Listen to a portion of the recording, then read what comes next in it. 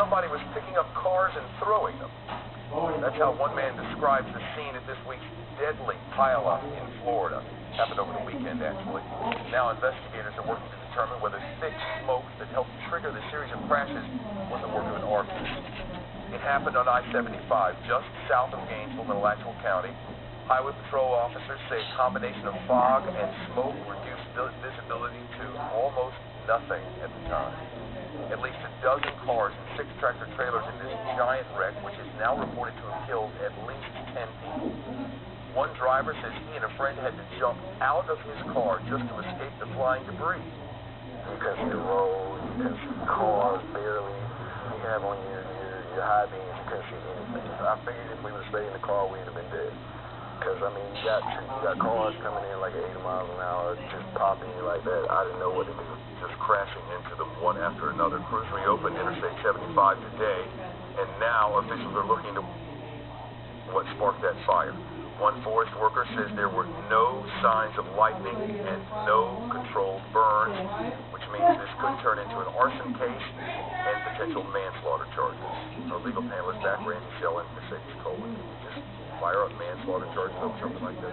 Absolutely not, no pun intended. Because let's remember, quick definition. If I get upset with Mercedes because she's always right, I can't win an argument. If I sling my papers and I hit her not realizing she's there, I'm negligent because I should have realized that she was there.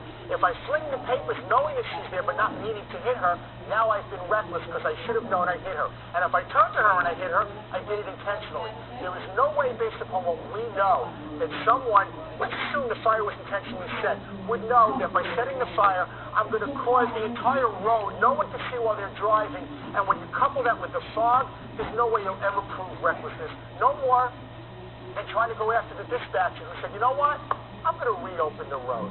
No choice. We're going to put the cart before the horse, because actually that's what you're saying, Lane. Frankly, what we're looking at is an arsonist started a fire by the interstate highway. It's foreseeable that if you're going to start a fire near a highway, it's going to have billows of smoke. The massiveness of this fire, we don't know if it started very small or whether he doused an entire area, but this is a massive fire that consumed 62 acres and killed 10 individuals. Frankly, that's when the courts are going to say, there has to be foreseeability. You started this fire near the highway. This is what would actually resulted as a consequence. We're going to set charges against you. And frankly, not only just the arsonist, we're going to look at law enforcement officials. You close that highway, and yet there are billows of smoke and there's fog. I'm not saying that the law enforcement officials are going to be facing criminal charges, but in negligence, absolutely. They're going to look at that. Dispatcher closes the highway. Nobody dies. That's right. But Randy, we're not talking about criminal charges. I'm talking about civil proceedings against law enforcement. Very differently. I'm talking civil proceedings against law enforcement because they should have used their head.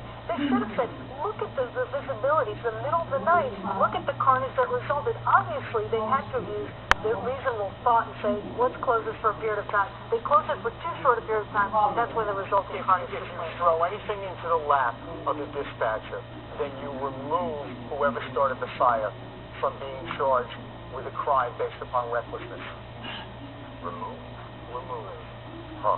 You know, if I set a fire on the side of the road next to a highway, and it's nighttime, I damn well ought to know that that's going to cause problems on this road. There's forest fires and brush fires down in Florida all the time. They always cause problems. And that's exactly what happened here, which is why the courts are going to, the DA is going to look at that and say, we find this arsonist, we're going to charge him with manslaughter. First, they got to find out for sure, so we shall see.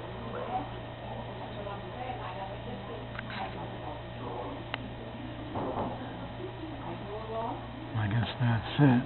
What do you think?